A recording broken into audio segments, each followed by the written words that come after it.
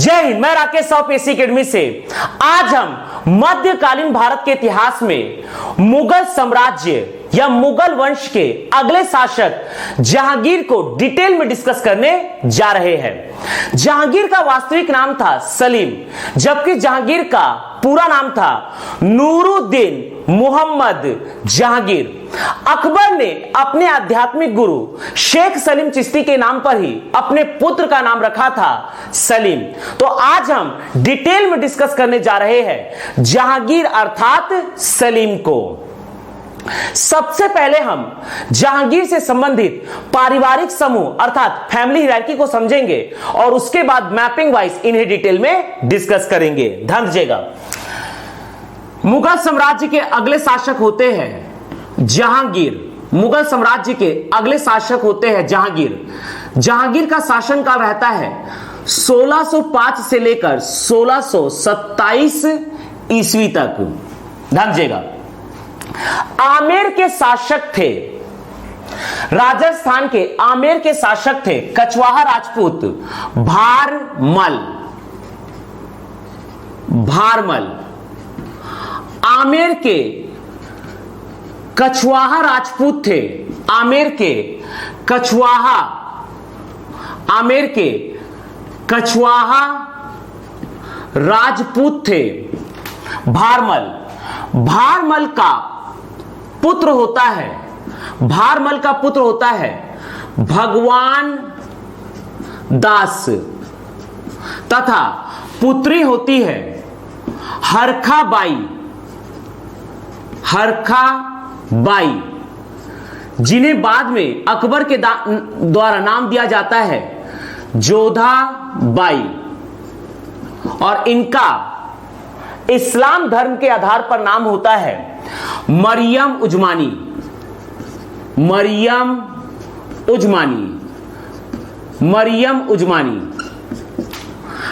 आमेर के कछवाहा राजपूत थे भारमल। राजस्थान में एक स्थान है आमेर, वहां के कछवाहा राजपूत थे भारमल का पुत्र होता है भगवान दास, पुत्री होती है हरखाबाई, प्रसिद्ध नाम जोधाबाई, और इनका इस्लाम धर्म के आधार पर नाम होता है मरियम उजमानी। हरखाबाई जोधाबाई का विवाह होता है अकबर के साथ। इनका विवाह होता है अकबर के साथ। अकबर के आध्यात्मिक गुरु थे, अकबर के आध्यात्मिक गुरु थे शेख सलीम चिश्ती। अकबर के आध्यात्मिक गुरु थे फतेहपुर सिकरी में, उत्तर प्रदेश के फतेहपुर सिकरी में शेख सलीम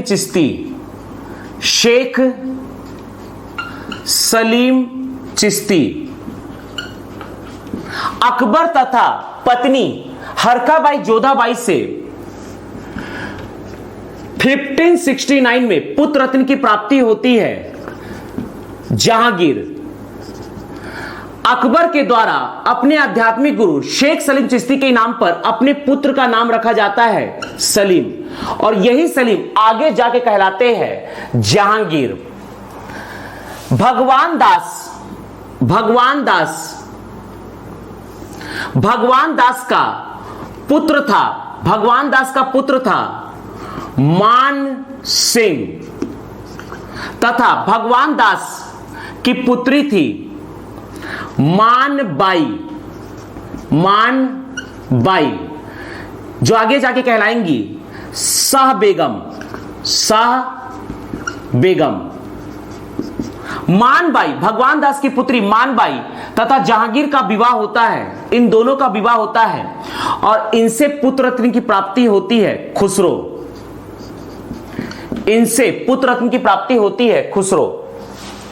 उदयपुर के शासक मोटा राजा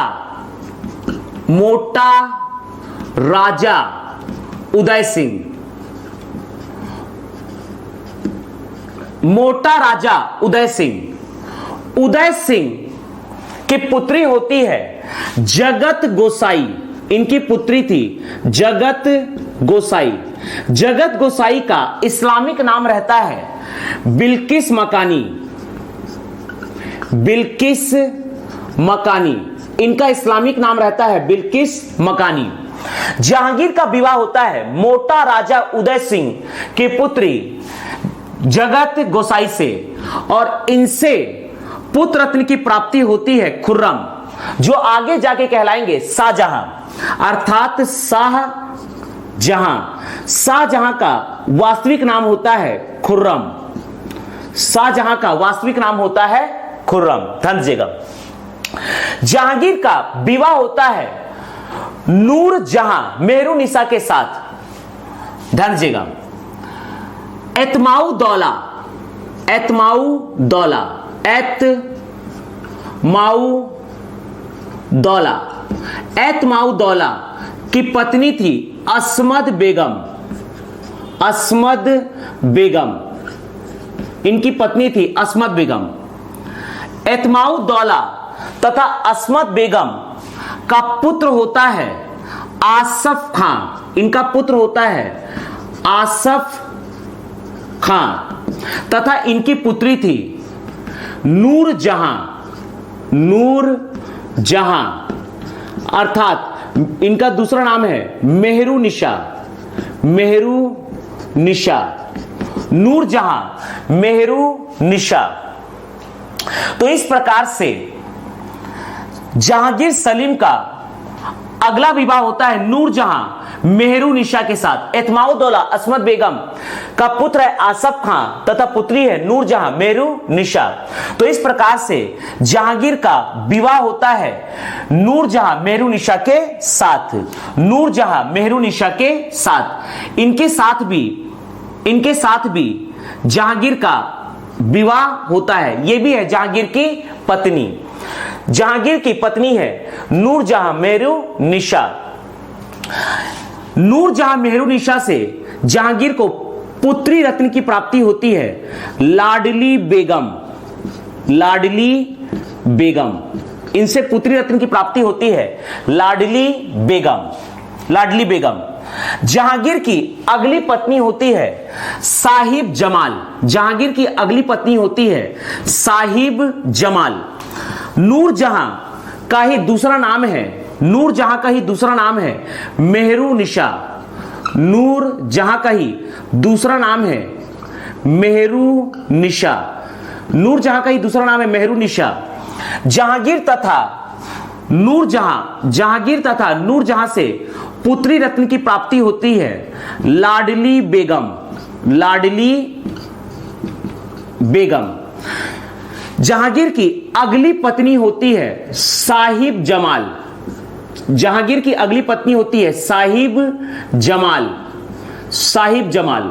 साहिब जमाल तथा जहांगीर से पुत्र होते हैं साहिब जमाल तथा जहांगीर से पुत्र होते हैं सहरयार, सहरयार, परवेज, सहरयार, परवेज तथा जहांदर, जहांदर।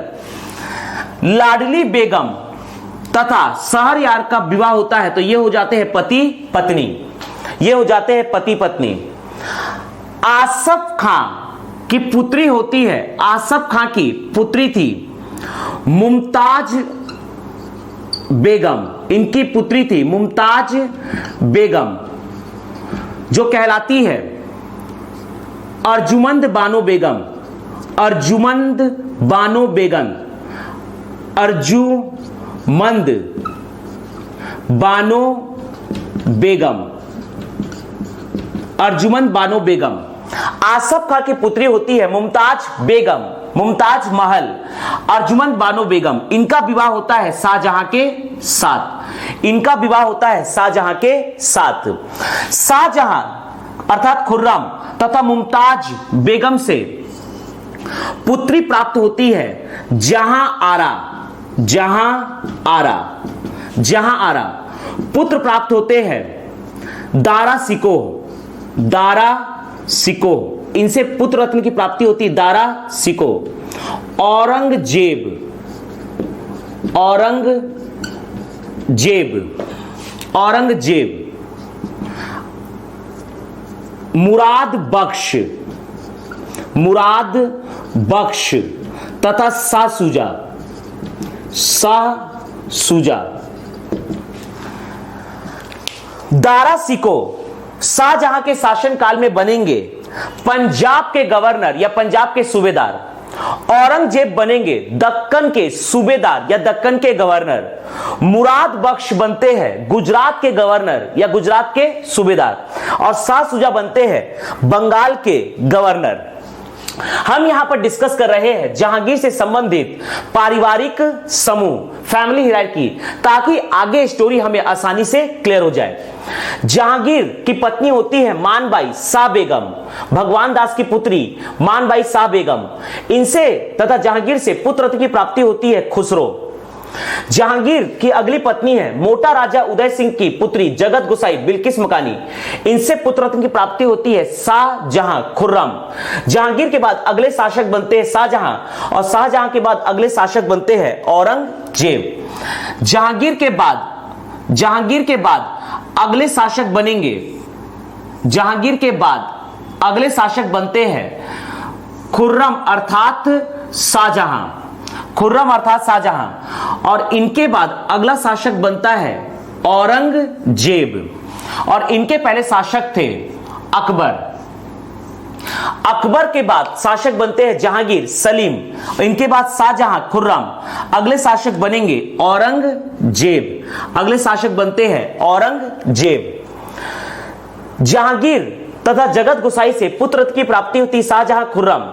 जहांगीर की अगली पत्नी होती है नूरजहां मेहरुनिशा। इनसे पुत्री प्राप्त होती है लाडली बेगम। जहांगीर की अगली पत्नी है साहिब जमाल। इनके पुत्र सहरयार का विवाह होता है लाडली बेगम के साथ। साहिब जमाल तथा जहांगीर के पुत्र होते हैं सहरयार परवेज तथा जहांदर।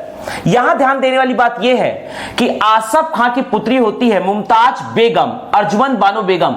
इनका विवाह होता है शाहजहां अर्थात खुर्रम के साथ। आगे हम डिटेल में डिस्कस करने जा रहे हैं जहांगीर को। ध्यान दीजिएगा।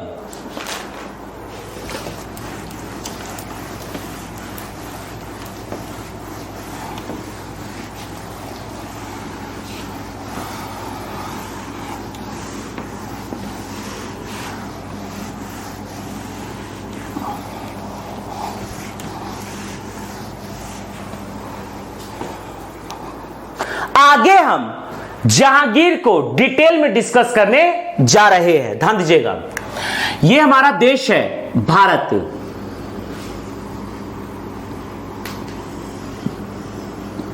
यह हमारा देश है भारत।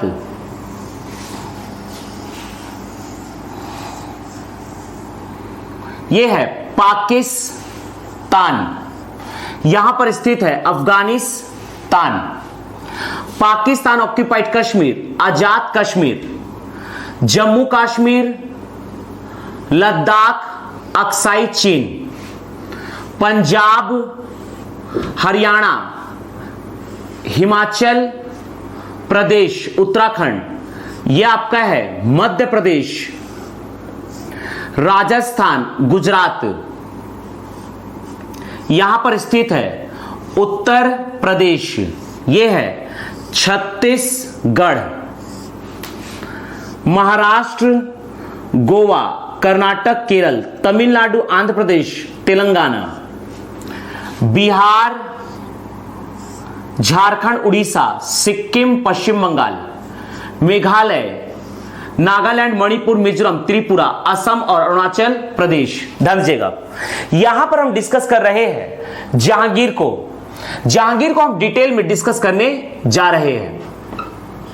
जहांगीर का पूरा नाम है नूरुद्दीन मोहम्मद जहांगीर। इनका शासनकाल रहा है 1605 से लेकर 1627 ईस्वी तक। जहांगीर का ही वास्तविक नाम है सलीम। जहांगीर का जन्म हुआ था उत्तर प्रदेश में, यहां पर स्थित है फतेहपुर सीकरी। फतेहपुर सीकरी में रहते थे अकबर के आध्यात्मिक गुरु शेख सलीम चिश्ती।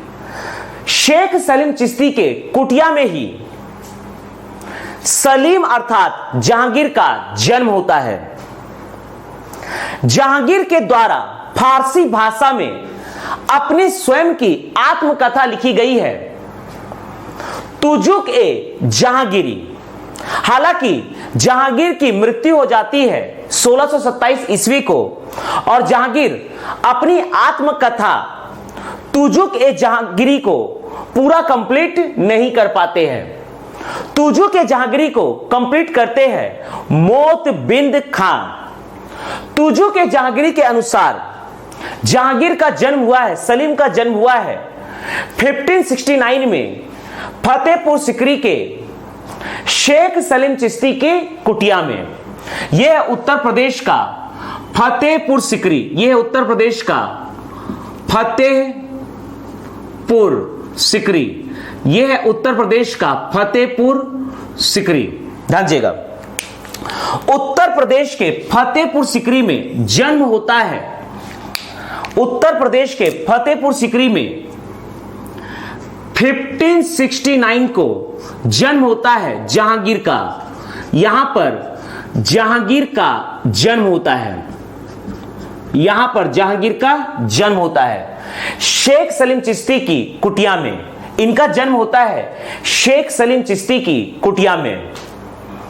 1605 ईस्वी को 1605 ईस्वी को अकबर का देहांत होता है पेट के दर्द के कारण। 16 अक्टूबर 1605 को पेट के दर्द के कारण या पेट के बीमारी के कारण अकबर का देहांत होता है फतेहपुर सिकरी में। अकबर को पता चल जाता है कि अब मेरी मृत्यु निश्चित है, इसीलिए अपनी मृत्यु के 4 दिन पूर्व आगरा में अकबर के द्वारा अपने उत्तराधिकारी बड़े पुत्र जहांगीर का राज्य तिलक किया गया। फतेहपुर सिकरी से पहले यहां पर पड़ता है आगरा, यह है आगरा।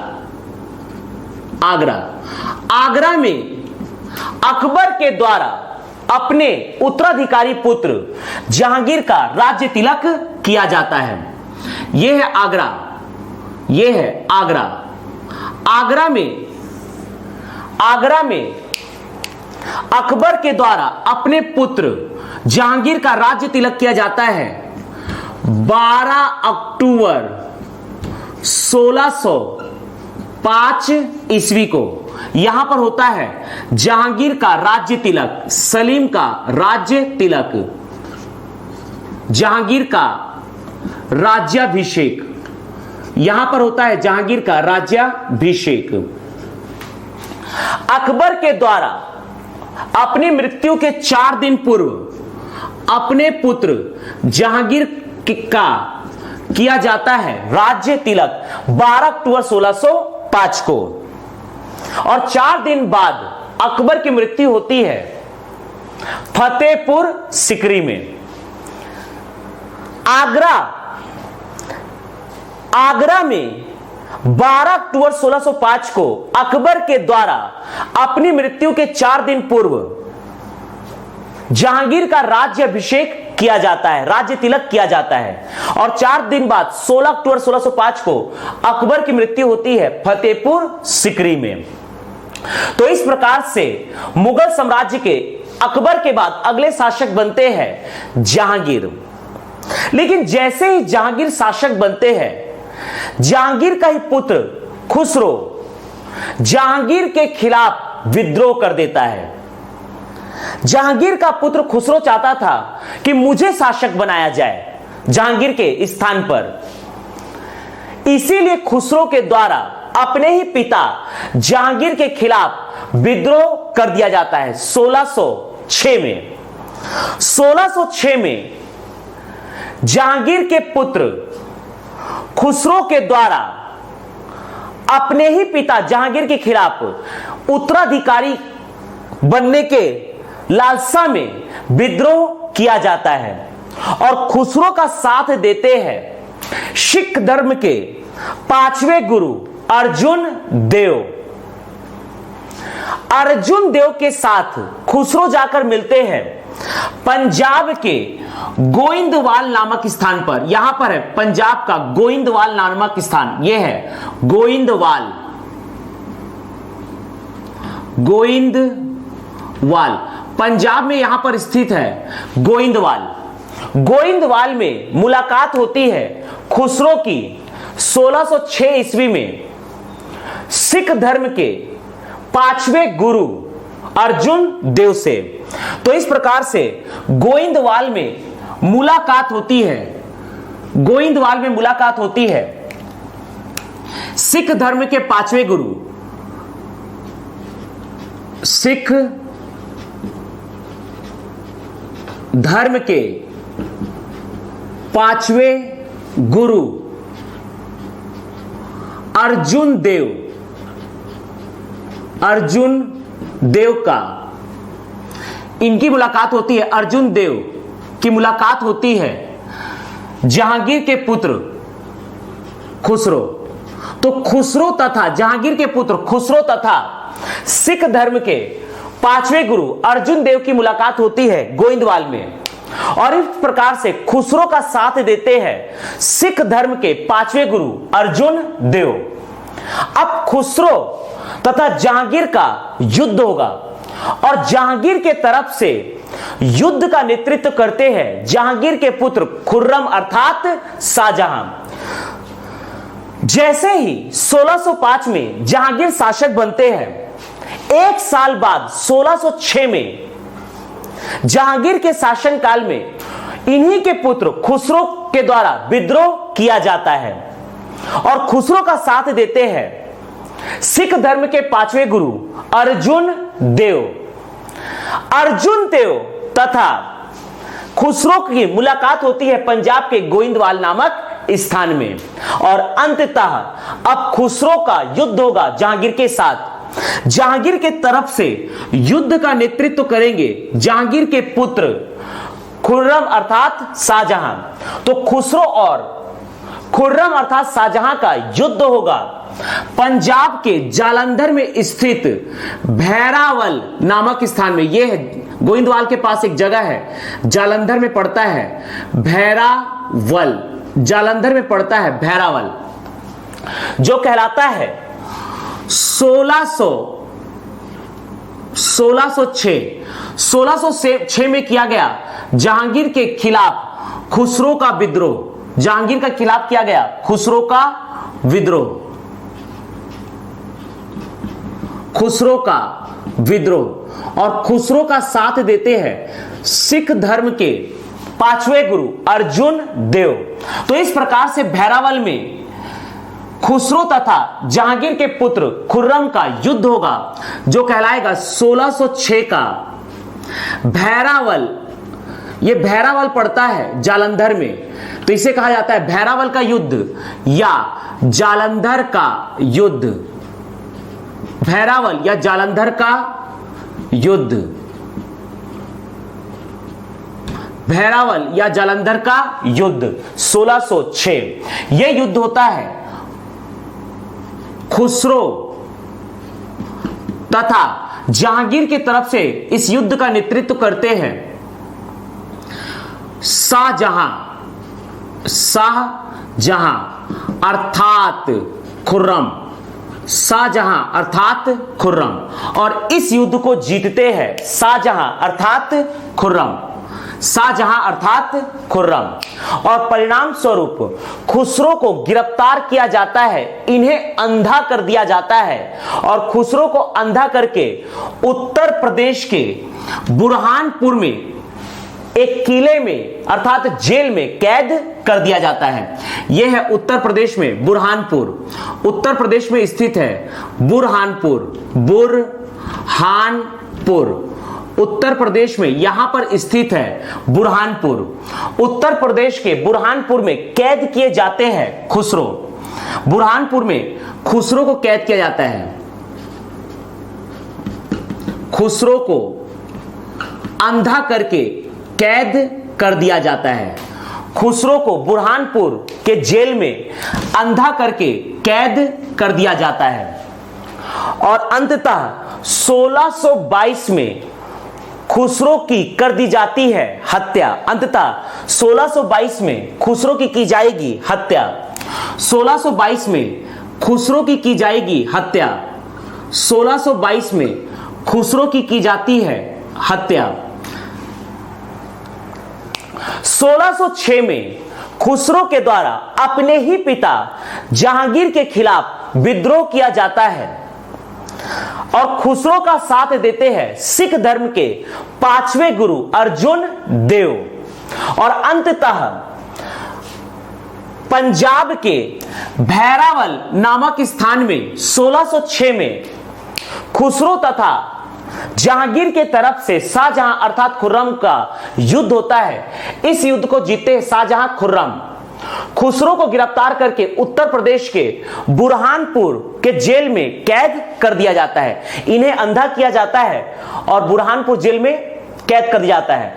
अंततः 1622 में खुसरो की कर दी जाती है हत्या और खुसरो को दफनाया जाता है आज के प्रयागराज, जिसका पुराना नाम है इलाहाबाद। हालांकि इलाहाबाद का पुराना नाम था प्रयाग। प्राचीन काल से इलाहाबाद का पुराना नाम था प्रयाग।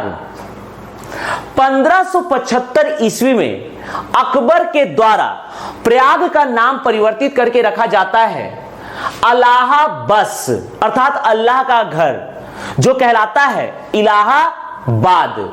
लेकिन वर्तमान में उत्तर प्रदेश सरकार के द्वारा पुनः इलाहाबाद को नाम को परिवर्तित किया गया और रख दिया गया है प्रयागराज, जो कि पुराना ही नाम था। अकबर के द्वारा प्रयागराज का नाम रखा गया था इलाहाबाद, अल्लाहाबस। तो ये है इलाहाबाद प्रयागराज, ये है इलाहाबाद प्रयागराज, इलाहाबाद जो आज का है प्रयागराज। 1622 में जेल में रहते हुए खुसरो की करवा दी जाती है हत्या और अंततः इन्हें दफनाया जाता है इलाहाबाद में। खुसरो की माता थी मानबाई। मानबाई का मकबरा इलाहाबाद में स्थित है, जो कहलाता है खुलदा बाग। खुसरो को उन्हीं की माता मानबाई के मकबरे के बाजू में दफनाया गया है, जो कहलाता है खुसरो बाग, इलाहाबाद। तो इस प्रकार से इलाहाबाद में स्थित है, इस प्रकार से इलाहाबाद में स्थित है खुसरो का मकबरा। इलाहाबाद में स्थित है खुसरो का मकबरा, जो कहलाता है खुसरो बाग, खुसरो बाग। यह है खुसरो का मकबरा, इलाहाबाद खुसरो का मकबरा इलाहाबाद में ही स्थित है। खुसरो की माता का मकबरा जो कहलाता है खुलदा बाग, यह है मानबाई का मकबरा, यह है मानबाई का मकबरा। मानबाई थी खुसरो की माता। तो 1622 में खुसरो की करवाई जाती हत्या और इन्हें दफनाया जाता है इलाहाबाद के खुसरो बाग में। आगे कहानी को बढ़ाते हैं। 1606 में खुसरो ने जब विद्रोह किया था तो खुसरो का साथ देते हैं सिख धर्म के 5वें गुरु अर्जुन देव। तो इस प्रकार से भैरावल के युद्ध को जीतते हैं शाहजहां खुर्रम अर्थात जहांगीर और खुसरो को गिरफ्तार करके अंधा करके बुरहानपुर के जेल में कैद किया जाता है। 1622 में इनकी हत्या की जाती है और इन्हें इलाहाबाद में दफना दिया जाता है। ध्यान देने वाली बात यह है कि अर्जुन देव, सिख धर्म के 5वें गुरु अर्जुन देव ने खुसरो का साथ दिया था। इससे जहांगीर नाखुश होते हैं और जहांगीर अर्जुन देव को गिरफ्तार करते हैं और अर्जुन देव को फांसी की सजा देते हैं। तो इस प्रकार से अर्जुन देव को भी गिरफ्तार किया जाएगा और अर्जुन देव को गिरफ्तार करके इन्हें दी जाएगी फांसी की सजा। इन्हें दी जाती है फांसी की सजा क्योंकि इन्होंने खुसरो का साथ दिया था। इन्हें फांसी की सजा दी जाती है 1606 ईस्वी में। खुसरो का साथ दिया था अर्जुन देव ने, इसीलिए अर्जुन देव को जहांगीर के द्वारा 1606 में फांसी की सजा दी जाती है। जहांगीर के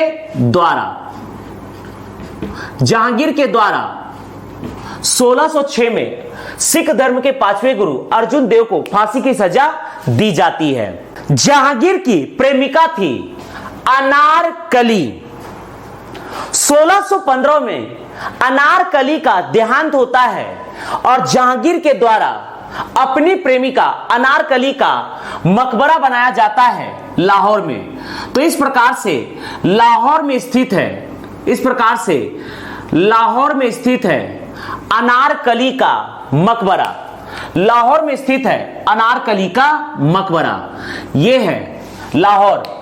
लाहौर में 1615 में जहांगीर की प्रेमिका अनारकली का देहांत होता है और इस प्रकार से जहांगीर के द्वारा अपनी प्रेमिका अनारकली का मकबरा बनाया जाता है लाहौर में। तो लाहौर में स्थित है अनारकली का मकबरा। अनारकली का देहांत होता है 1615 ईस्वी को। जहांगीर के द्वारा अपनी प्रेमिका अनारकली का मकबरा बनाया जाता है लाहौर में। कहानी को आगे बढ़ाते हैं। 1615 ईस्वी को जहांगीर के द्वारा मेवाड़ का अभियान प्रारंभ किया जाता है। यह है मेवाड़, राजस्थान में यह स्थित है मेवाड़, राजस्थान में यह स्थित है मेवाड़। 1615 में जहांगीर के द्वारा अपने सेनापति अर्थात अपने पुत्र शाहजहां खुर्रम के नेतृत्व में मेवाड़ के अभियान को प्रारंभ किया जाता है। मेवाड़ के अभियान को प्रारंभ किया जाता है 1615 मेवाड़ अभियान। 1615 मेवाड़ अभियान जहांगीर के द्वारा 1615 में लड़ा जाता है मेवाड़ का युद्ध और इस युद्ध में जहांगीर के सेनापति होते हैं इन्हीं के पुत्र खुर्रम अर्थात शाहजहां। मेवाड़ के शासक होते हैं उदय सिंह, मेवाड़ के शासक होते हैं उदय सिंह। इनका युद्ध होता है जहांगीर के साथ। जहांगीर के तरफ से इस युद्ध को लड़ते हैं, जहांगीर की तरफ से इस युद्ध को लड़ते हैं सेनापति शाहजहां। इस युद्ध को लड़ते हैं सेनापति शाहजहां अर्थात खुर्रम, शाहजहां अर्थात खुर्रम। और इस युद्ध को जीतते हैं शाहजहां अर्थात खुर्रम। जहांगीर के द्वारा 1615 ईस्वी को मेवाड़ को मुगल साम्राज्य में मिलाने की मंशा के साथ मेवाड़ अभियान प्रारंभ किया जाता है। इस समय मेवाड़ के शासक होते हैं उदय सिंह। जहांगीर इस युद्ध में भेजते हैं अपने सेनापति के रूप में अपने पुत्र शाहजहां को, खुर्रम को, और खुर्रम या शाहजहां के द्वारा उदय सिंह को मेवाड़ के युद्ध में पराजित किया जाता है और अंततः उदय सिंह के द्वारा मेवाड़ को मुगल साम्राज्य में विलय किया जाता है। तो इस प्रकार से उदय सिंह के द्वारा मेवाड़ का मुगल साम्राज्य में विलय किया जाता है। इसके बाद अगला यह है अहमदनगर। अहमदनगर, ये देखना है अहमदनगर। अहमदनगर ये हम डिस्कस कर रहे हैं। अहमदनगर 1617 अहमदनगर अभियान। अहमदनगर अभियान 1617 अहमदनगर अभियान। 1617 अहमदनगर अभियान। जहांगीर चाहते थे कि अहमदनगर का मुगल साम्राज्य में विलय किया जाए। इसी मंशा के साथ जहांगीर अपने सेनापति अर्थात पुत्र शाहजहां खुर्रम को अहमदनगर अभियान में भेजते हैं 1617 में। और खुर्रम अर्थात शाहजहां का युद्ध होता है अहमदनगर के शासक मलिक अंबर के साथ। मलिक अंबर के साथ यह युद्ध होता है मलिक अंबर अर्थात मलिक अंबर का जहांगीर के साथ। हालांकि जहांगीर इस युद्ध को प्रत्यक्ष रूप में नहीं लड़ते, इस युद्ध को लड़ते हैं इनके सेनापति पुत्र शाहजहां अर्थात खुर्रम। और इस प्रकार से जहांगीर के द्वारा शाहजहां या खुर्रम के नेतृत्व में मलिक अंबर को पराजित किया जाता है। इस युद्ध को जीतते हैं शाहजहां अर्थात खुर्रम। जहांगीर अहमदनगर अभियान को विजित करने के बाद ही खुर्रम को उपाधि देते हैं शाहजहां। तो इस प्रकार से 1617 से ही ये खुर्रम कहलाते हैं शाहजहां। अहमदनगर अभियान को विजित करते हैं जहांगीर खुर्रम के नेतृत्व में। इसे विजय करने के बाद जहांगीर के द्वारा अपने पुत्र खुर्रम को उपाधि दी जाती है शाहजहां की। विजय करने के बाद जहांगीर के द्वारा अपने पुत्र खुर्रम को उपाधि दी जाती है शाहजहां की। खुर्रम को उपाधि दी जाती है, शाहजहां की उपाधि दी जाती है, शाहजहां की उपाधि प्रदान की जाती है। तो इस प्रकार से अहमदनगर अभियान को विजित करने के बाद अब यही खुर्रम कहलाएंगे शाहजहां। अर्थात जहांगीर के द्वारा अहमदनगर अभियान को जीतने के बाद खुर्रम को खुशी के रूप में शाहजहां की उपाधि प्रदान की गई। तो ये थे जहांगीर के शासनकाल में हुए दो युद्ध। पहला युद्ध है मेवाड़ अभियान 1615, दूसरा है अहमदनगर अभियान 1617, इन दोनों को ही जहांगीर ने खुर्रम अर्थात शाहजहां के नेतृत्व में विजित किया था। जहांगीर ने अपनी प्रेमिका अनारकली की मृत्यु के बाद इनका मकबरा बनाया है लाहौर में 1615 में। 1615 में जहांगीर की प्रेमिका अनारकली की मृत्यु होती है। जहांगीर अपनी प्रेमिका अनारकली की मृत्यु के बाद इनका मकबरा बनाते हैं लाहौर में। कहानी को आगे बढ़ाते हैं, हम पहुंच चुके हैं 1617 तक। ध्यान दीजिएगा, यहां पर देखते हैं यह है कंधार, अफगानिस्तान में यह स्थित है कंधार।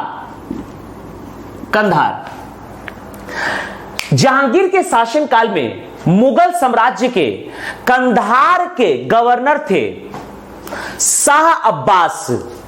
शाह अब्बास के द्वारा 1622 ईस्वी में विद्रोह किया जाता है और इस प्रकार से कंधार के गवर्नर या सूबेदार थे शाह अब्बास। शाह अब्बास के द्वारा कंधार में अपने आप को शासक घोषित किया जाता है। 1622 में कंधार में शाह अब्बास के द्वारा विद्रोह किया जाता है। शाह अब्बास का विद्रोह, और इस प्रकार से मुगल साम्राज्य के हाथ से निकल जाता है। इस प्रकार से मुगल साम्राज्य के हाथ से निकल जाता है कंधार। यह है शाह अब्बास का विद्रोह। कंधार के गवर्नर होते हैं मुगल साम्राज्य के अंतर्गत अफगानिस्तान के कंधार के गवर्नर होते हैं शाह अब्बास। 1622 में शाह अब्बास के द्वारा जहांगीर का विद्रोह किया जाता है और इस प्रकार से शाह अब्बास के द्वारा कंधार का शासक स्वयं को घोषित किया जाता है। तो जो कि शाह अब्बास मुगल साम्राज्य के गवर्नर थे कंधार के, वो अपने आप को एक स्वतंत्र शासक घोषित करते हैं। तो 1622 में कंधार जहांगीर अर्थात मुगल साम्राज्य के हाथ से निकल जाता है। यह आपका है दिल्ली, यह है दिल्ली, यह है दिल्ली। जहांगीर के शासन काल में एक गुट बनता है। जहांगीर के शासन काल में एक गुट बनता है। ध्यान दीजिएगा, जहांगीर के शासन काल में 5 लोगों का एक गुट होता है जिसे कहा जाता है नूरजहां का गुट, जिसे कहा जाता है नूरजहां का गुट, जिसमें 5 लोग होते हैं। जहांगीर के शासन काल में 5 लोगों का एक गुट होता है जिसमें 5 लोग होते हैं। पहली खुद होती है नूरजहां। नूरजहां के पिता एतमाउ दौला, नूरजहां के पिता एतमाउ दौला, नूरजहां के पिता एतमाउ दौला, नूरजहां की माता असमद बेगम, नूरजहां की माता असमद बेगम, नूरजहां का भाई आसफ खां, और आसफ खां का दामाद होता है, आसफ खां का दामाद था खुर्रम अर्थात शाहजहां, शाहजहां अर्थात खुर्रम। तो इस प्रकार से नूरजहां का गुट था इस गुट में जहांगीर के शासनकाल में नूरजहां का 5 सदस्यों का एक गुट था। इस गुट के 5 सदस्य थे नूरजहां के पिता एतमाउद्दौला, नूरजहां की माता असमत बेगम, नूरजहां का भाई आसफ खां और आसफ खां का ही दामाद था शाहजहां या खुर्रम। आसफ खां की पुत्री थी अर्जुमंद बानो बेगम अर्थात मुमताज बेगम, जो कि होती है शाहजहां खुर्रम की पत्नी। तो ये 5 लोगों का एक ग्रुप था। ये 5 लोग चाहते थे कि जहांगीर के बाद अगला शासक बने शाहजहां अर्थात खुर्रम।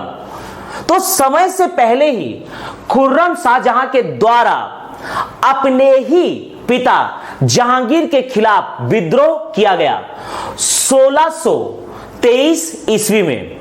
यह है आगरा, यह पकड़ना है आगरा। आगरा में ही विद्रोह का प्रारंभ होता है। आगरा में ही विद्रोह का प्रारंभ होता है खुर्रम अर्थात शाहजहां के द्वारा। यह देखना है आगरा। आगरा में ही विद्रोह का प्रारंभ किया जाता है। आगरा में ही विद्रोह का प्रारंभ किया जाता है। ध्यान दीजिएगा, यह देखना है आगरा। आगरा में विद्रोह का प्रारंभ किया जाता है 1623 ईस्वी में। जहांगीर के खिलाफ विद्रोह करते हैं खुर्रम अर्थात शाहजहां, जो कहलाता है शाहजहां का विद्रोह। शाहजहां का विद्रोह और शाहजहां का साथ देते हैं इन्हीं के ससुर आसफ खां। इनका साथ देते हैं आसफ खां, क्योंकि आसफ खां की मनसा थी कि समय से पहले ही जहांगीर को हटाकर शासक बनाया जाए शाहजहां अर्थात खुर्रम को। तो इस प्रकार से 1627 में शाहजहां के द्वारा अपने ही पिता जहांगीर के खिलाफ विद्रोह किया जाता है और अंततः यहां पर युद्ध होता है शाहजहां तथा जहांगीर का, और इस युद्ध का दमन करते हैं जहांगीर अर्थात इस युद्ध को जीतते हैं जहांगीर। जहांगीर के द्वारा अपने पुत्र शाहजहां का दमन किया जाता है, लेकिन इन्हें अंततः जहांगीर के द्वारा शाहजहां को माफ कर दिया जाता है। शाहजहां के विद्रोह का दमन किया था जहांगीर ने। शाहजहां के विद्रोह का दमन किया था जहांगीर ने। इसके बाद आगे हम डिस्कस करने जा रहे हैं, यह है जम्मू कश्मीर।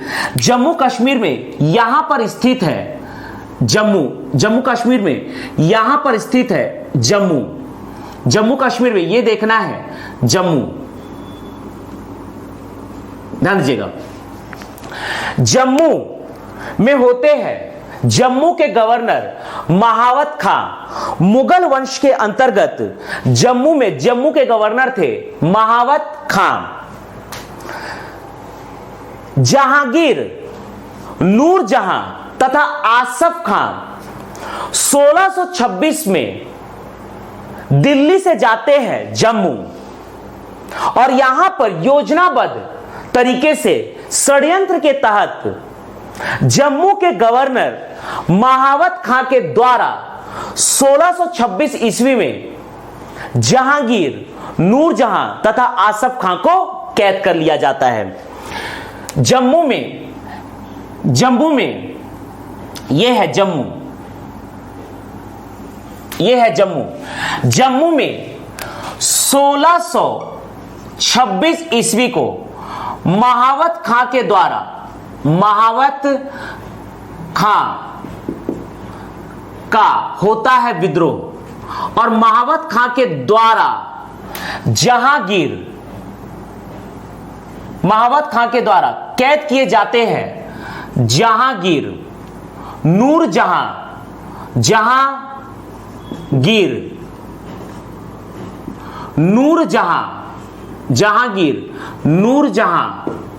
तथा आसफ खां को।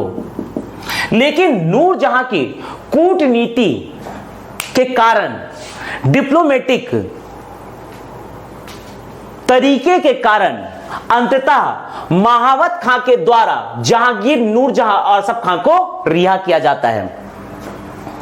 झेलम नदी के तट पर जम्मू में महावत खां के द्वारा 1626 ईस्वी को जहांगीर, नूरजहां तथा आसफ खां को कैद किया जाता है और अंततः इन्हें रिहा कर दिया जाता है। यह है झेलम नदी, यहीं पर स्थित है झेलम नदी। झेलम नदी के तट पर, झेलम नदी के तट पर जम्मू में महावत खां, जम्मू के गवर्नर महावत खां के द्वारा 1626 ईस्वी में जहांगीर, नूरजहां तथा आसफ खां को कैद कर लिया जाता है। लेकिन अंततः नूरजहां के कूटनीतिक तरीके के कारण, कूटनीतिक नीति के कारण अंततः महावत खां के द्वारा इन तीनों को रिहा कर दिया जाता है।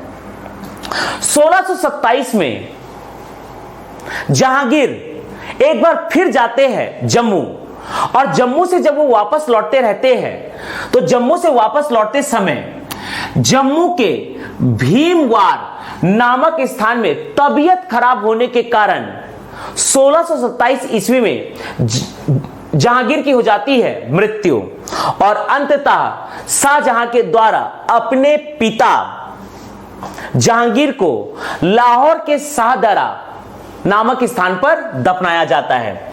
यह है भीमवार, यहां पर स्थित एक स्थान है भीमवार, जम्मू में एक स्थान है भीमवार। भीमवार जम्मू में यहां पर एक स्थान है भीमवार, यह है भीमवार, इस स्थान का नाम है भीमवार। भीमवार 1627 ईस्वी को जहांगीर पुनः एक बार जम्मू की यात्रा में जाते हैं, और जम्मू से जब वो वापस दिल्ली की ओर लौटते रहते हैं तो जम्मू के भीमवार नामक स्थान में तबीयत खराब होने के कारण जहांगीर की हो जाती है मृत्यु। जहांगीर की हो जाती है मृत्यु। 1627 में जहांगीर की मृत्यु होती है जम्मू के भीमवार नामक स्थान में, यहां पर होती है जहांगीर की मृत्यु। अंततः जहांगीर के उत्तराधिकारी पुत्र शाहजहां के द्वारा अपने पिता जहांगीर को लाहौर स्थित, पाकिस्तान के लाहौर स्थित शाहदरा नामक स्थान में दफनाया जाता है। पाकिस्तान के लाहौर में एक स्थान है शाहदरा, शाहदरा में दफनाया जाता है, लाहौर में ही स्थित है शाहदरा। अर्थात यदि एग्जाम में पूछा जाएगा कि जहांगीर का मकबरा कहां है, ऑप्शन में शाहदरा है तो आंसर लेना है शाहदरा। लेकिन मान लीजिए ऑप्शन में शाहदरा नहीं है तो अब आंसर लेना है लाहौर, क्योंकि शाहदरा लाहौर के ही अंदर एक स्थान है। तो इस प्रकार से लाहौर के शाहदरा नामक स्थान में जहांगीर का मकबरा शाहजहां के द्वारा बनाया गया है। यहीं पर स्थित है जहांगीर का मकबरा, शाहदरा लाहौर में स्थित है जहांगीर का मकबरा, यहां पर स्थित है जहांगीर का मकबरा शाहदरा लाहौर में। इसे बनाया है शाहजहां ने, इसे बनाया है शाहजहां ने। और अगले शासक अब बनते हैं 1627 ईस्वी को शाहजहां, अगले शासक बनते हैं शाहजहां। हालांकि शाहजहां के द्वारा राज्य तिलक औपचारिक रूप से किया गया है 1628 ईस्वी में। जहांगीर की मृत्यु होती है जम्मू के भीमवार नामक स्थान में 1627 ईस्वी को। शाहजहां के द्वारा अपने पिता जहांगीर का मकबरा बनाया जाता है लाहौर स्थित शाहदरा नामक स्थान में, शाहदरा जो कि लाहौर में ही स्थित है। तो इस प्रकार से जहांगीर का मकबरा स्थित है शाहदरा लाहौर। यदि ऑप्शन में शाहदरा दिया रहेगा तो हमें लेना है आंसर शाहदरा, लेकिन यदि शाहदरा नहीं दिया है तो अब हमें आंसर लेना है लाहौर, क्योंकि शाहदरा एक स्थान है लाहौर के अंदर। तो जहांगीर का मकबरा शाहजहां के द्वारा 1627 ईस्वी में शाहदरा लाहौर में बनाया गया। और अगले शासक बनते हैं शाहजहां, अगले शासक। तो इस प्रकार से जहांगीर की मृत्यु के बाद अगले शासक बनते हैं शाहजहां। शाहजहां के द्वारा अपने पिता जहांगीर का मकबरा बनाया जाता है लाहौर स्थित शाहदरा में, अर्थात जहांगीर का मकबरा स्थित है शाहदरा लाहौर। कई बार एग्जामिनेशन में जहांगीर का मकबरा पूछता है और ऑप्शन में दिया रहता है लाहौर, तो हमें आंसर लेना है लाहौर। जहांगीर के बाद अगले शासक बनते हैं शाहजहां। जहांगीर की मृत्यु होती है 1627 ईस्वी को। इसके एक साल बाद 1628 ईस्वी को शाहजहां के द्वारा राज्य तिलक किया जाता है।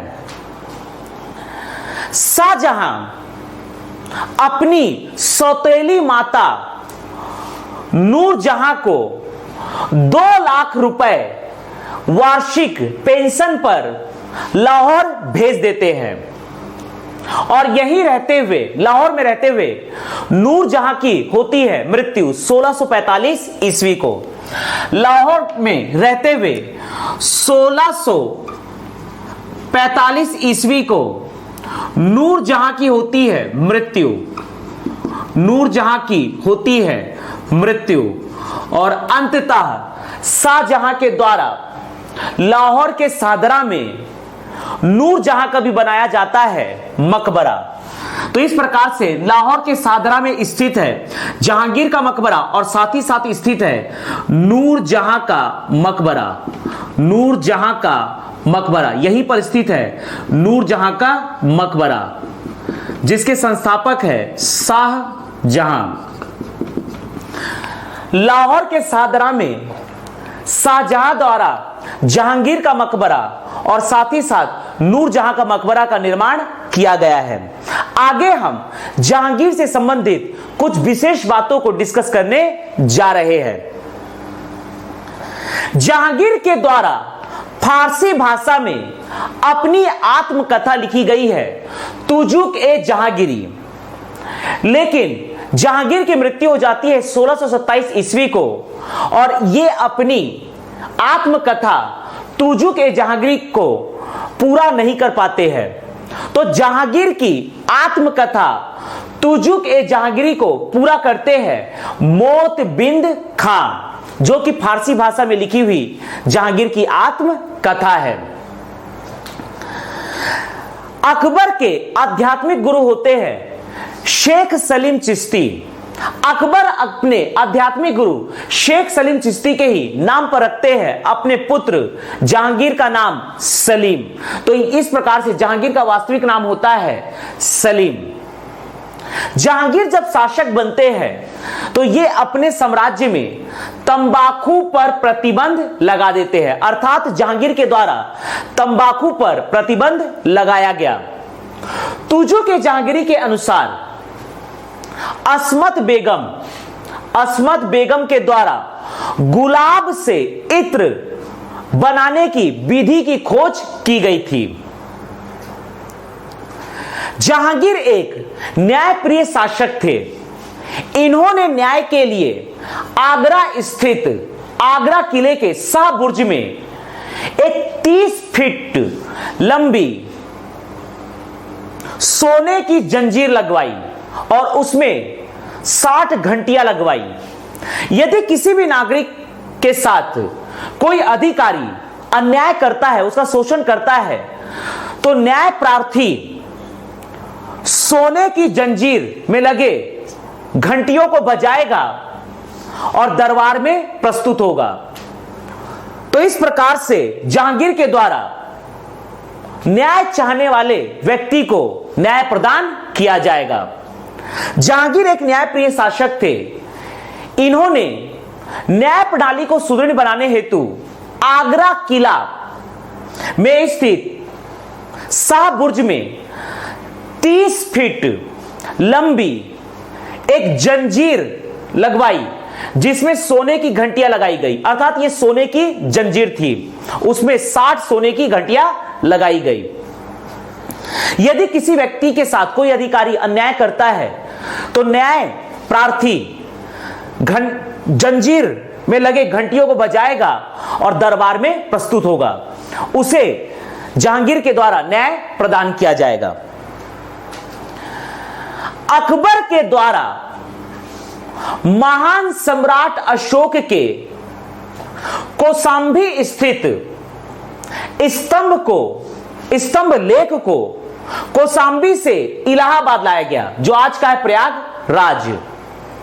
अकबर के द्वारा महान सम्राट अशोक के स्तंभ लेख को कौशांबी से प्रयाग लाके स्थापित किया गया, जो कहलाता है प्रयाग का स्तंभ लेख। महान सम्राट अशोक का प्रयाग का स्तंभ लेख, जो वास्तव में पहले कौशांबी में था, जिसे अकबर ने कौशांबी से लाया था प्रयाग। तो महान सम्राट अशोक के प्रयाग स्तंभ में समुद्रगुप्त के दरबारी कवि हरीश सेन के द्वारा समुद्रगुप्त की प्रशस्ति को लिखा गया है, जो कहलाता है हरीश सेन का प्रयाग प्रशस्ति अभिलेख। और इसी महान सम्राट अशोक के प्रयाग स्तंभ में जहांगीर ने भी अपना लेख उत्कीर्ण करवाया था। जहांगीर के शासनकाल को चित्रकला का स्वर्ण युग कहा जाता है। जहांगीर के शासनकाल में चित्रकला का विकास सबसे ज्यादा हुआ है। जहांगीर एक चित्रकला प्रेमी थे। जहांगीर किसी भी चित्र को देखकर यह बता दे सकते थे कि इस चित्र को किस चित्रकार ने बनाया है, किस जीवित चित्रकार या किस मृत चित्रकार ने इस चित्र को बनाया है। इसी प्रकार से जहांगीर किसी चित्र में यह देखकर बता सकते हैं, यदि मान लीजिए कोई चित्र है, उस चित्र में आंख किसी एक चित्रकार ने बनाया है और भौहें किसी दूसरे चित्रकार ने बनाया है, तो जहांगीर उस चित्र को यह देखकर बता सकते थे कि आंख को किस चित्रकार ने बनाया है और भौहें को किस चित्रकार ने बनाया है। अर्थात जहांगीर एक चित्रकला प्रेमी थे। वो चित्र को देखकर बता सकते थे कि इस चित्र को किस चित्रकार ने बनाया है। जहांगीर के शासनकाल में पक्षी चित्र विशेषज्ञ थे उस्ताद मंसूर खां। जहांगीर के द्वारा पक्षी चित्र विशेषज्ञ उस्ताद मंसूर खां को नादिर उल असर की उपाधि प्रदान की गई। इन्हीं के शासनकाल में व्यक्ति चित्र विशेषज्ञ थे अबुल हसन को जहांगीर के द्वारा नादिर उल जमा की उपाधि प्रदान की गई, जो कि एक व्यक्ति चित्र विशेषज्ञ थे।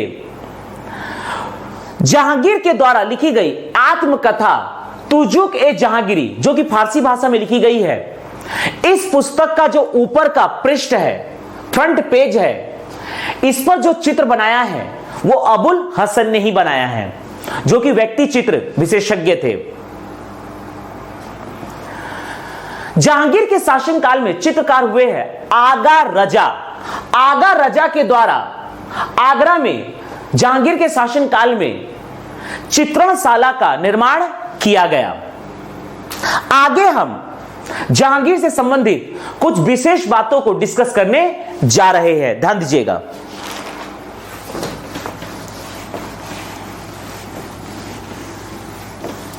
आगे हम जहांगीर से संबंधित कुछ विशेष बातों को डिस्कस करने जा रहे हैं।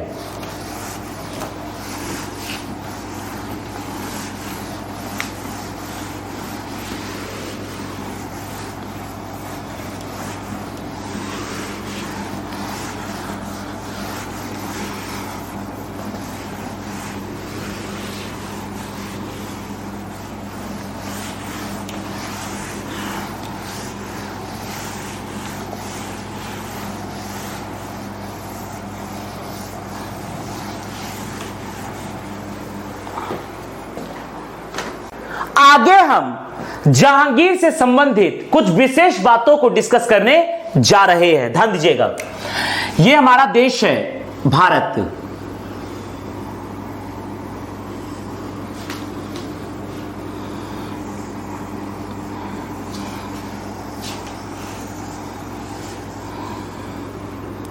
यह है पाकिस्तान ऑक्यूपाइड कश्मीर, आजाद कश्मीर, जम्मू कश्मीर, लद्दाख, अक्साई चीन, पंजाब, हरियाणा, हिमाचल प्रदेश, उत्तराखंड, यह आपका है मध्य प्रदेश, राजस्थान, गुजरात, उत्तर प्रदेश, छत्तीसगढ़, उत्तर प्रदेश, छत्तीसगढ़, महाराष्ट्र, गोवा, कर्नाटक, केरल, तमिलनाडु, आंध्र प्रदेश, तेलंगाना, यह आपका है बिहार, झारखंड, उड़ीसा, सिक्किम, पश्चिम बंगाल, यह आपका है मेघालय, नागालैंड, मणिपुर, मिजोरम, त्रिपुरा, असम और अरुणाचल प्रदेश, यह है दिल्ली। आगे हम जहांगीर से संबंधित विशेष बातों को डिस्कस करने जा रहे हैं। जहांगीर से संबंधित विशेष बातों को डिस्कस करने जा रहे हैं। जहांगीर का शासनकाल रहा है 1605 से लेकर 1627 ईस्वी तक। 1605 से लेकर 1627 ईस्वी तक जहांगीर के द्वारा अपनी आत्मकथा तुजुक ए जहांगीरी फारसी भाषा में लिखा गया। जहांगीर के द्वारा यह है दिल्ली, यह है दिल्ली। दिल्ली के अगले शासक बनते हैं अकबर के बाद जहांगीर। जहांगीर के द्वारा अपनी आत्मकथा, जहांगीर के द्वारा अपनी आत्मकथा, जहांगीर के द्वारा अपनी आत्मकथा फारसी भाषा में लिखी गई। तुजुक ए जहांगीरी, तुजुक ए जहांगीरी। हालांकि 1627 ईस्वी में जहांगीर के भीमवार नामक स्थान में हो जाती है मृत्यु और तुजुक ए जहांगीरी थोड़ा अधूरा रह जाता है। तो तुजुक ए जहांगीरी को पूरा करने का काम किया है, तुजुक ए जहांगीरी को पूर्ण किया है, पूरा किया है, पूर्ण किया है मोतबिंद खाने, मोतबिंद खाने, मोतबिंद खां के द्वारा जहांगीर की आत्मकथा तुजुक ए जहांगीरी को पूरा किया गया। यह है जहांगीर की आत्मकथा। जहांगीर के द्वारा तंबाकू पर प्रतिबंध लगाया गया। तुजुक ए जहांगीरी के अनुसार, तुजुक ए जहांगीरी के अनुसार, तुजुक ए जहांगीरी के अनुसार जहांगीर के द्वारा अपने साम्राज्य में तंबाकू पर प्रतिबंध लगाया गया। तंबाकू पर प्रतिबंध लगाया गया। तुजुक ए जहांगीरी के अनुसार अस्मद बेगम के द्वारा गुलाब से इत्र निकालने की विधि खोजी गई। तुजुक ए जहांगीरी के अनुसार अस्मद बेगम के द्वारा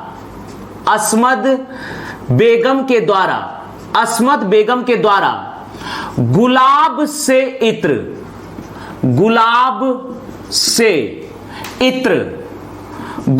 से इत्र निकालने की विधि, गुलाब से इत्र निर्माण की विधि खोजी गई।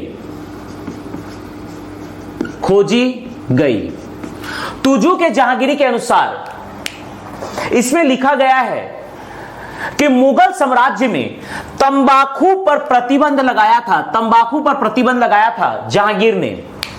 तुजुक ए जहांगीरी के अनुसार अस्मद बेगम के द्वारा गुलाब से इत्र बनाने की विधि खोजी गई थी।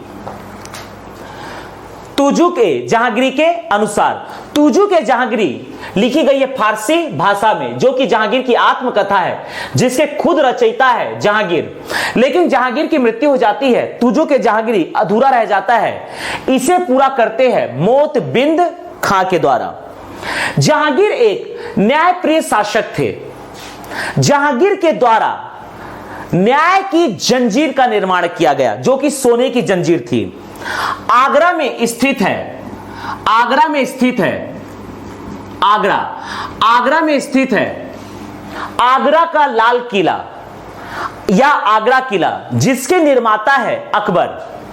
आगरा में स्थित है आगरा का लाल किला, आगरा में स्थित है आगरा का लाल किला, आगरा में स्थित है आगरा का लाल किला। यहां पर हम डिस्कस करने जा रहे हैं जहांगीर के सोने की जंजीर, जो कि थी न्याय की जंजीर। जहांगीर के न्याय की जंजीर, न्याय की जंजीर, जो कि थी सोने की जंजीर, सोने की जंजीर, सोने की जंजीर। आगरा में स्थित है आगरा का लाल किला, आगरा में स्थित है आगरा का लाल किला या आगरा किला की है, आगरा का लाल किला, आगरा का लाल किला। आगरा में स्थित है आगरा का लाल किला। इस आगरा के लाल किला के निर्माता है अकबर। अकबर के द्वारा आगरा में बनाया गया है आगरा का लाल किला, आगरा का लाल किला। आगरा के लाल किला में स्थित है शाह बुर्ज। आगरा के लाल किला के शाह बुर्ज में, आगरा के लाल किला के शाह बुर्ज में एक सोने की जंजीर लगाई गई। मान लीजिए यह आगरा का लाल किला है, यह है आगरा का लाल किला, यह है आगरा का लाल किला। आगरा के लाल किला में स्थित शाह बुर्ज में लगाया गया एक सोने की जंजीर। इस प्रकार से सोने की जंजीर लगाई गई। इस सोने की जंजीर की लंबाई है, इस सोने की जंजीर की लंबाई थी 30 फीट, 30 फीट, और इसमें 60 घंटियां लगाई गई। इसमें कुल 60 सोने की घंटियां लगाई गई। इसमें कुल 60 सोने की घंटियां लगाई गई, 60 सोने की घंटियां लगाई गई।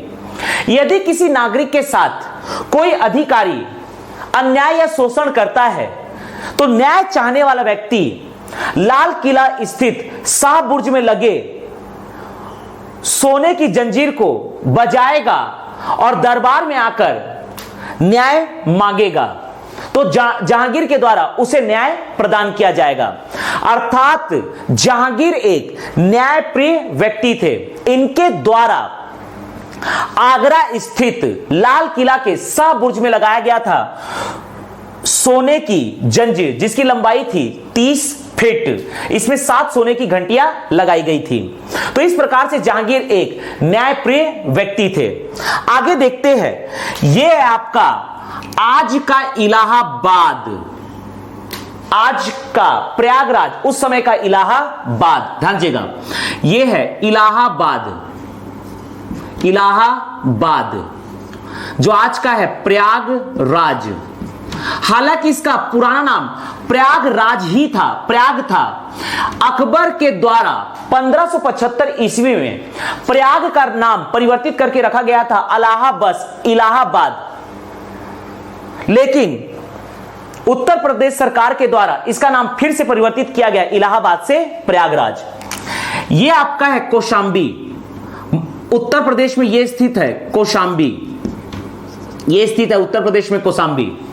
कौशांबी में स्थित था महान सम्राट अशोक का स्तंभ लेख, जिसको अकबर ने कौशांबी से लाया था प्रयागराज इलाहाबाद। तो इस प्रकार से इलाहाबाद या प्रयाग में स्थित है एक महान सम्राट अशोक का स्तंभ।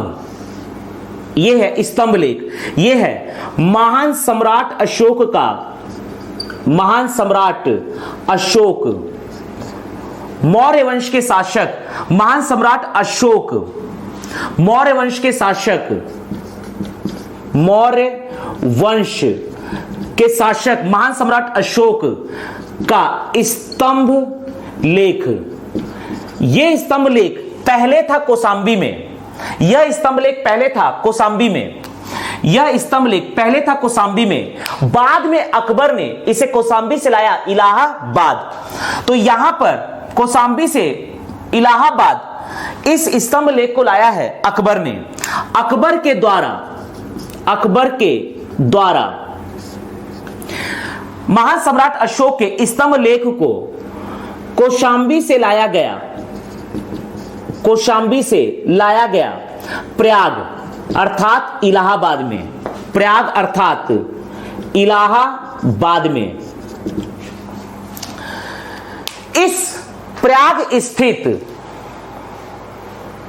महान सम्राट अशोक के स्तंभ लेख में जब गुप्त वंश का शासक था, साम्राज्य था, गुप्त वंश के शासक थे समुद्रगुप्त, समुद्रगुप्त के दरबारी कवि थे हरिसेन।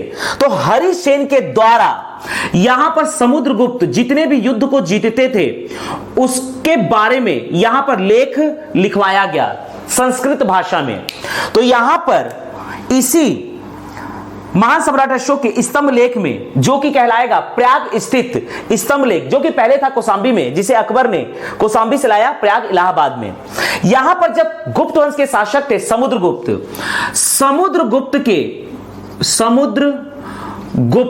गुप्त वंश के शासक थे, गुप्त वंश के शासक थे समुद्रगुप्त। इनके दरबारी कवि थे हरिसेन। हरिसेन के द्वारा समुद्रगुप्त ने जितना भी युद्ध जीता है उसकी प्रशस्ति लिखी गई है महान सम्राट अशोक के स्तंभ लेख में, जो कहलाता है हरिसेन का प्रयाग प्रशस्ति अभिलेख। हरिसेन का प्रयाग प्रशस्ति अभिलेख, जो कहलाता है हरिसेन का प्रयाग प्रशस्ति अभिलेख। हालांकि यह स्तंभ लेख है महान सम्राट अशोक का, जिस पर हरिसेन के द्वारा प्रयाग प्रशस्ति अभिलेख लिखवाया गया, जिसमें समुद्रगुप्त की वीर गाथा लिखी गई है कि समुद्रगुप्त ने भारतवर्ष के किन किन शासकों को युद्ध में पराजित किया।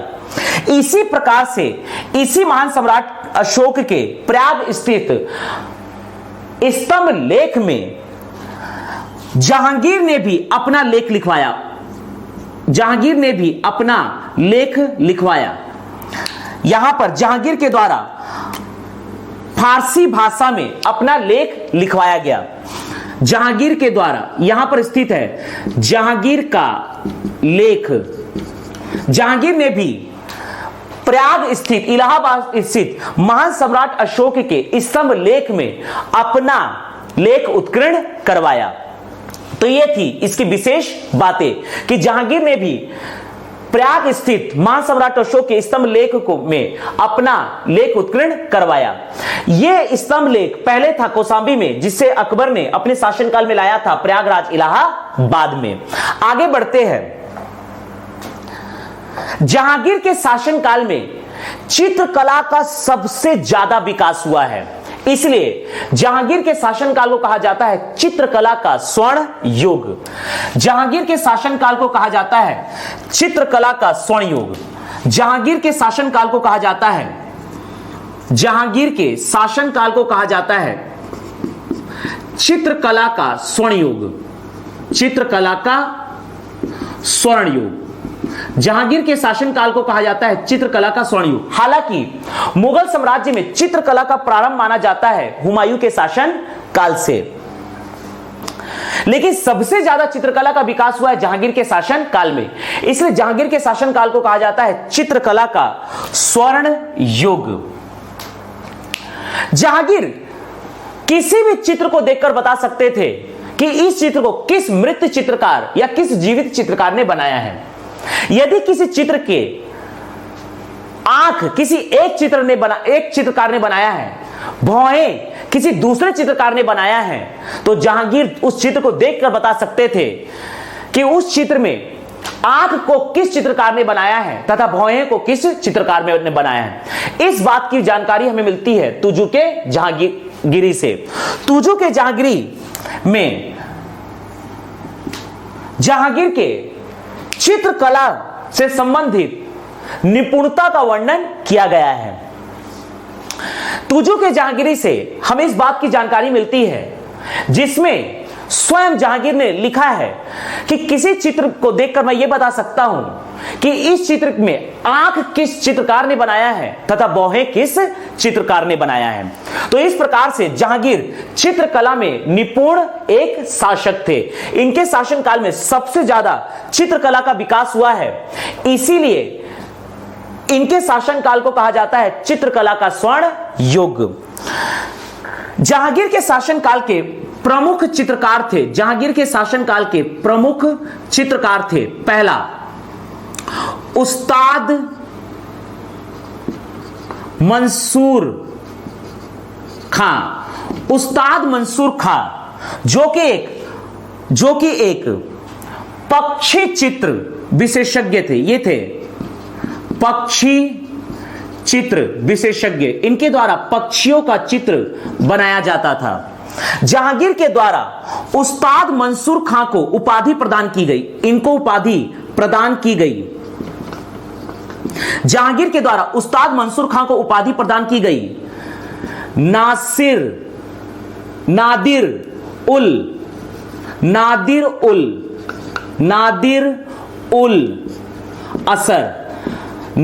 उल असर। जहांगीर के शासनकाल के प्रमुख चित्रकार थे अबुल हसन जो कि व्यक्ति चित्र विशेषज्ञ थे। व्यक्तियों का चित्र इनके द्वारा बनाया जाता था। जहांगीर के द्वारा अबुल हसन को उपाधि प्रदान की गई नादिर उल जमा की उपाधि प्रदान की गई।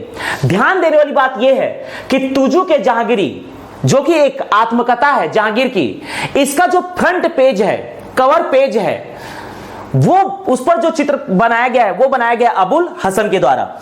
अबुल हसन के द्वारा चित्र बनाया गया है। यह है पुस्तक तुजुक ए जहांगीरी। तुजु के जहांगीरी के जो फ्रंट पेज है, इस पर जो चित्र बनाए गए हैं, ये बनाया गया है अबुल हसन के द्वारा।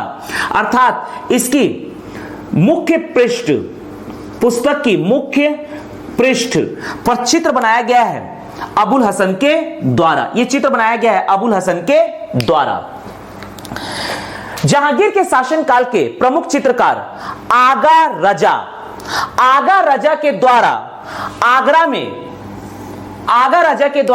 आगरा में जहांगीर के शासनकाल में चित्रणशाला की स्थापना की गई। प्रमुख चित्रकार आगा रजा के द्वारा जहांगीर के शासनकाल में आगरा में चित्रणशाला की स्थापना की गई। तो यहां पर हमने डिस्कस किया जहांगीर से संबंधित विशेष बातें। जहांगीर की आत्मकथा है फारसी भाषा में, जिसको जहांगीर ने लिखा है तुजुक ए जहांगीरी, जिसको पूरा किया था मोतबिंद खां ने। तुजुक ए जहांगीरी के अनुसार जहांगीर ने अपने शासनकाल में तंबाकू पर प्रतिबंध लगाया था। तुजुक ए जहांगीरी के अनुसार अस्मत बेगम के द्वारा गुलाब से इत्र निर्माण की विधि खोजी गई थी। तुजुक ए जहांगीरी के द्वारा जहांगीर के शासनकाल में सबसे ज्यादा चित्रकला का विकास हुआ है, इसलिए जहांगीर के शासनकाल को कहा जाता है चित्रकला का स्वर्ण युग। और इनके शासनकाल के प्रमुख चित्रकार थे उस्ताद मंसूर खां, अबुल हसन तथा आगा रजा। जहांगीर के शासनकाल के चित्रकार उस्ताद मंसूर खां जो कि पक्षी चित्र विशेषज्ञ थे। जहांगीर के द्वारा चित्रकार उस्ताद मंसूर खां को नादिर उल असर की उपाधि प्रदान की गई। व्यक्ति चित्र विशेषज्ञ थे अबुल हसन, जहांगीर के द्वारा इन्हें नादिर उल जमा की उपाधि प्रदान की गई। तुजु के जहांगीरी जो एक पुस्तक है, इसका जो कवर पेज है, फ्रंट पेज है, उस पर जो चित्र बनाया गया है वो बनाया है अबुल हसन के द्वारा। चित्रकार आगा रजा के द्वारा आगरा में जहांगीर के शासनकाल में चित्रणशाला की स्थापना की गई। तो ये थे जहांगीर के शासनकाल के प्रमुख चित्रकार। जहांगीर एक न्यायप्रिय व्यक्ति थे, इसलिए जिस व्यक्ति को भी न्याय चाहिए उनके लिए जहांगीर ने आगरा के लाल किला स्थित शाह बुर्ज में एक 30 फीट लंबी सोने की जंजीर लटकाया, जिसमें 60 सोने की घंटियां लगाई गई। यदि किसी भी नागरिक के साथ अधिकारियों के द्वारा शोषण किया जाए या उन पर अत्याचार किया जाए तो न्याय चाहने वाला व्यक्ति इस सोने की घंटी को बजाएगा, दरबार में प्रस्तुत होगा, जहांगीर के द्वारा उसे न्याय प्रदान किया जाएगा। तो इस प्रकार से जहांगीर एक न्यायप्रिय व्यक्ति थे। महान सम्राट अशोक का एक स्तंभ लेख था कौशांबी में, जिसे अकबर लेकर आ गए थे अपने शासनकाल में प्रयागराज इलाहाबाद में। महान सम्राट अशोक के इस स्तंभ लेख में गुप्त वंश के समय में शासक थे समुद्रगुप्त। समुद्रगुप्त के दरबारी कवि थे हरिसेन। हरिसेन के द्वारा समुद्रगुप्त की वीर गाथा को उत्कीर्ण करवाया गया है संस्कृत देवनागरी लिपि में, जो कहलाता है हरिसेन का प्रयाग प्रशस्ति अभिलेख, जिसमें सम्राट समुद्रगुप्त की वीर गाथा अर्थात इन्होंने भारतवर्ष में जितने भी युद्ध जीता है उसका वर्णन किया गया है। अर्थात समुद्रगुप्त ने जिन जिन शासकों को हराया है उनके नाम का वर्णन यहां पर हमें स्तंभ लेख में मिल जाता है, जो कहलाता है हरिसेन का प्रयाग प्रशस्ति अभिलेख। यह महान सम्राट अशोक का स्तंभ है। इसमें जहांगीर ने भी फारसी भाषा में अपने लेख उत्कीर्ण करवाया है। तो यहां पर हमने जहांगीर से संबंधित विशेष बातों को डिस्कस किया। ध्यान दीजिएगा, आगे हम डिस्कस करने जा रहे हैं मुगल साम्राज्य के समय आए ब्रिटिश व्यापारी, उनके नाम को हम डिस्कस करने जा रहे हैं।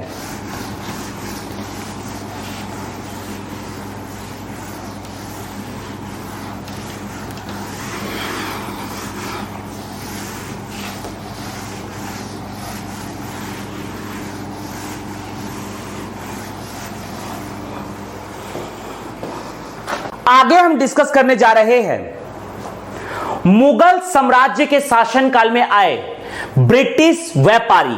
ध्यान दीजिएगा, यह हमारा देश है भारत।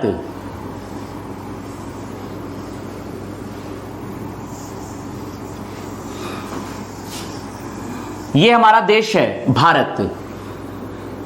यह आपका है पाकिस्तान ऑक्यूपाइड कश्मीर, आजाद कश्मीर, जम्मू कश्मीर, लद्दाख, अक्साई चीन, पंजाब, हरियाणा, हिमाचल प्रदेश, यह आपका है मध्य प्रदेश, राजस्थान, गुजरात,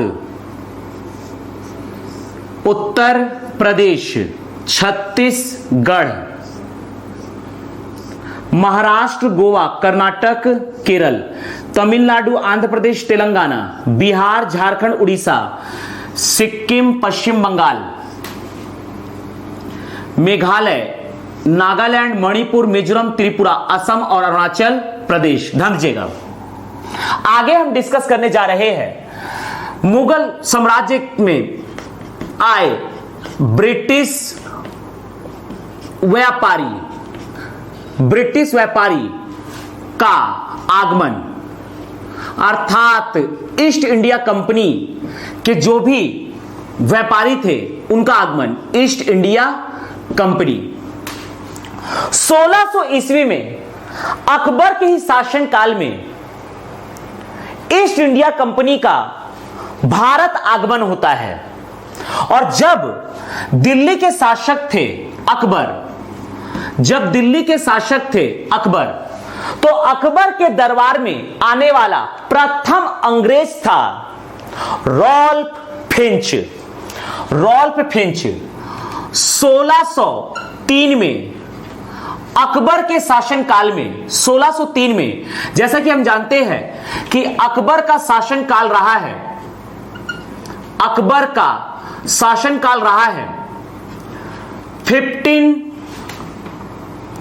1556 से लेकर 1605 ईस्वी तक। अकबर के शासनकाल में अकबर के दरबार में आने वाला पहला अंग्रेज था रॉल्फ फिंच। 1603 ईस्वी को रॉल्फ फिंच ये आए थे अकबर के दरबार में। अकबर के दरबार में आने वाला प्रथम अंग्रेज, अकबर के दरबार में आने वाला, अकबर के दरबार में आने वाला प्रथम अंग्रेज, अकबर के दरबार में आने वाला प्रथम अंग्रेज था, प्रथम अंग्रेज था Ralph Fitch. Ralph Fitch, Akbar के दरबार में आने वाला प्रथम अंग्रेज था रॉल्फ फिंच। हालांकि अकबर के द्वारा रॉल्फ फिंच को व्यापार हेतु अनुमति प्रदान नहीं की गई। इसके बाद अगले शासक बनते हैं जहांगीर। जहांगीर का शासनकाल रहता है 1605 से लेकर 1627 ईस्वी तक। 1605 से लेकर 1627 ईस्वी तक जहांगीर के दरबार में आने वाले पहले अंग्रेज थे 1608 ईस्वी में William Hawkins. William Hawkins, William Hawkins Jahangir के दरबार में आने वाले पहले अंग्रेज थे विलियम हॉकिंस। जहांगीर के दरबार में, जहांगीर के दरबार में आने वाला प्रथम अंग्रेज था, आने वाला प्रथम अंग्रेज था विलियम हॉकिंस। जहांगीर के दरबार में आने वाला पहला अंग्रेज था विलियम हॉकिंस। विलियम हॉकिंस फारसी तथा तुर्क भाषा का बहुत बड़ा ज्ञानी था, अर्थात विलियम हॉकिंस को फारसी भाषा आता था। इसे दो भाषाओं का बहुत अच्छे से ज्ञान था, एक था तुर्की भाषा प्लस दूसरा था फारसी भाषा। ये 3 वर्षों तक जहांगीर के दरबार में रहा। जहांगीर के दरबार में ये 3 वर्षों तक रहा William Hawkins. William Hawkins Britain के राजकुमार, ब्रिटेन के शासक जेम्स प्रथम, ब्रिटेन के सम्राट, ब्रिटेन के सम्राट थे जेम्स प्रथम। जेम्स प्रथम का पत्र लेकर आया था अकबर के नाम। पत्र लेकर आया था अकबर के नाम, एक पत्र लेकर आया था अकबर के नाम, एक पत्र लेकर आया था। लेकिन 1605 में अकबर की मृत्यु हो जाती है और यह पहुंचता है 1608 ईस्वी में। तो इस समय शासक बन चुके हैं जहांगीर। तो अकबर के नाम एक पत्र लेकर आता है जहांगीर के दरबार में, जहांगीर के दरबार में, क्योंकि अकबर की मृत्यु हो चुकी है। ब्रिटेन के राजकुमार थे जेम्स प्रथम। इन जेम्स प्रथम का पत्र लेकर आता है अकबर के नाम विलियम हॉकिंस।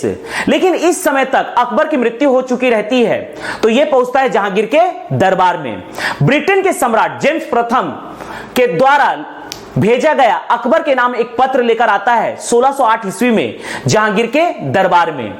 विलियम हॉकिंस तुर्की तथा फारसी भाषा का बहुत बड़ा ज्ञाता रहता है।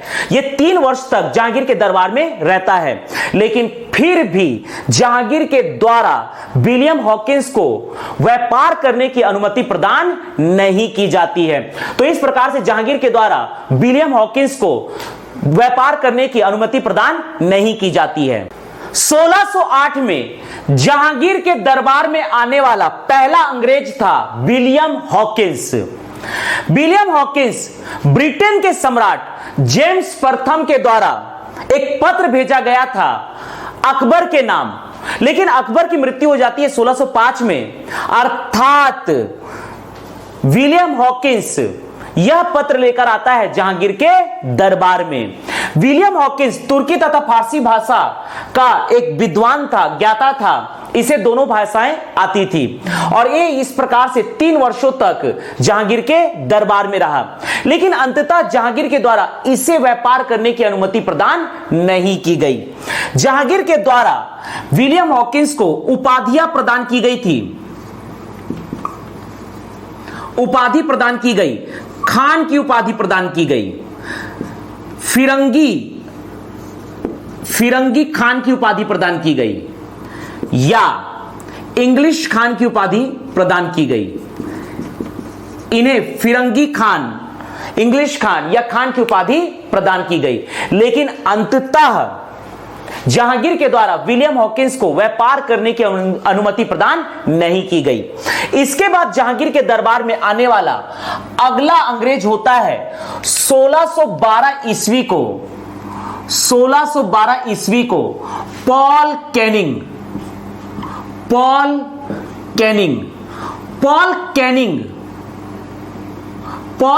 के द्वारा भी पॉल कैनिंग भी ब्रिटेन के सम्राट जेम्स प्रथम का एक पत्र लेकर आता है जहांगीर के दरबार में, लेकिन अंततः पॉल कैनिंग को भी व्यापार करने की अनुमति प्रदान नहीं की जाती है।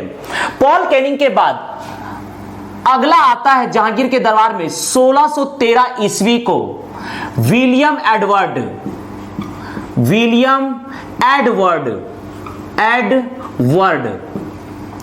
जहांगीर के दरबार में आने वाला अगला ब्रिटिश व्यापारी होता है ईस्ट इंडिया कंपनी का। 1613 में जहांगीर के दरबार में आता है विलियम एडवर्ड। यह भी ब्रिटेन के सम्राट जेम्स प्रथम का एक पत्र जहांगीर के दरबार में लेकर पहुंचता है और अंततः जहांगीर के द्वारा विलियम एडवर्ड को भारत में व्यापार करने की अनुमति प्रदान की जाती है, अर्थात ईस्ट इंडिया कंपनी को भारत में व्यापार करने की अनुमति प्रदान की जाती है। इसी के साथ विलियम एडवर्ड, जिसको जहांगीर ने व्यापार करने की अनुमति प्रदान किया, ईस्ट इंडिया कंपनी को भारत में व्यापार करने की अनुमति जहांगीर के द्वारा प्रदान की गई। जहांगीर के द्वारा विलियम एडवर्ड 1613 में ब्रिटेन के सम्राट जेम्स प्रथम का एक पत्र लेकर जहांगीर के दरबार पहुंचते हैं और अंततः जहांगीर के द्वारा विलियम एडवर्ड अर्थात ईस्ट इंडिया कंपनी को भारत में व्यापार करने की अनुमति प्रदान की जाती है। और इस प्रकार से 1613 में ईस्ट इंडिया कंपनी के द्वारा अपनी पहली कोठी बनाई जाती है सूरत में। इस प्रकार से ईस्ट इंडिया कंपनी के द्वारा अपनी पहली कोठी 1613 ईस्वी में जहांगीर के शासनकाल में बनाया जाता है। ईस्ट इंडिया कंपनी की पहली कोठी, ईस्ट इंडिया कंपनी का पहला कारखाना या पहली कोठी, पहला कारखाना। यह कारखाना या कोठी का अर्थ है ईस्ट इंडिया कंपनी का व्यापारिक मुख्यालय बनाया जाता है सूरत में। 1613 में जहांगीर से अनुमति प्राप्त कर विलियम एडवर्ड के द्वारा ईस्ट इंडिया कंपनी का पहला कोठी बनाया जाता है सूरत में। इसके बाद विलियम एडवर्ड के बाद 1615 में जहांगीर के दरबार में आते हैं थॉमस रो या टॉमस रो। कुछ इतिहासकार टॉमस रो कहते हैं, कुछ इतिहासकार इसे थॉमस रो कहते हैं। टॉमस रो या थॉमस रो जो कि एक ब्रिटिश व्यापारी होता है, यह जहांगीर से मिलता है अजमेर में। यह दिल्ली में ना मिलकर अजमेर में मिलता है। इस समय जहांगीर अजमेर में रहते हैं, अजमेर की यात्रा में रहते हैं, तो इस प्रकार से अजमेर में मुलाकात होती है थॉमस रो या टॉमस रो की जहांगीर से 1615 ईस्वी में। अगला ब्रिटिश व्यापारी होता है टॉमस रो। इसका वास्तविक नाम है टॉमस रो, लेकिन कुछ इतिहासकार इसे कहते हैं थॉमस रो। जहांगीर से 1615 में अगला ब्रिटिश व्यापारी मिलता है टॉमस रो या थॉमस रो अजमेर में। जहांगीर के साथ टॉमस रो या थॉमस रो अजमेर घूमता है। अजमेर घूमने के साथ साथ यह अहमदाबाद घूमता है और साथ ही साथ मांडू घूमता है। तो इस प्रकार से 1615 में जहांगीर के शासनकाल में आया था थॉमस रो या थॉमस रो। यह जहांगीर से मिलता है अजमेर में और जहांगीर के साथ यह घूमता है अजमेर को, अहमदाबाद को तथा मांडू को। तो कई बार एग्जाम में पूछा जाता है कि जहांगीर के साथ अहमदाबाद, मांडू तथा अजमेर घूमने वाला ब्रिटिश व्यापारी कौन था? तो वो था थॉमस रो या टॉमस रो। 1615 में टॉमस रो अजमेर में मिलता है जहांगीर से और जहांगीर के साथ यह अहमदाबाद, मांडू तथा अजमेर की यात्रा करता है। अजमेर, अहमदाबाद तथा मांडू की यात्रा करते हैं। ये यात्रा करते हैं जहांगीर, ये यात्रा करते हैं जहांगीर और जहांगीर के साथ रहता है टॉमस रो। जहांगीर के साथ रहता है टॉमस रो। तो यहां पर हमने डिस्कस किया ब्रिटिश व्यापारी का मुगल साम्राज्य के शासनकाल में आगमन, ईस्ट इंडिया कंपनी के ब्रिटिश व्यापारी का आगमन।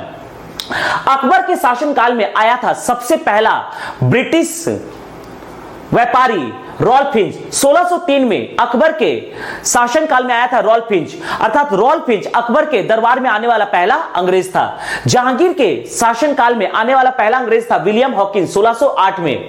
यह जहांगीर के शासनकाल में आने वाला पहला अंग्रेज था विलियम हॉकिंस। इसे तुर्की तथा फारसी भाषा का ज्ञान था। यह 3 वर्षों तक जहांगीर के दरबार में रहा। यह ब्रिटेन के सम्राट जेम्स प्रथम का अकबर के नाम पत्र लेकर आया था, लेकिन अकबर की 1605 में मृत्यु हो गई थी, तो यह पहुंचता है जहांगीर के दरबार में।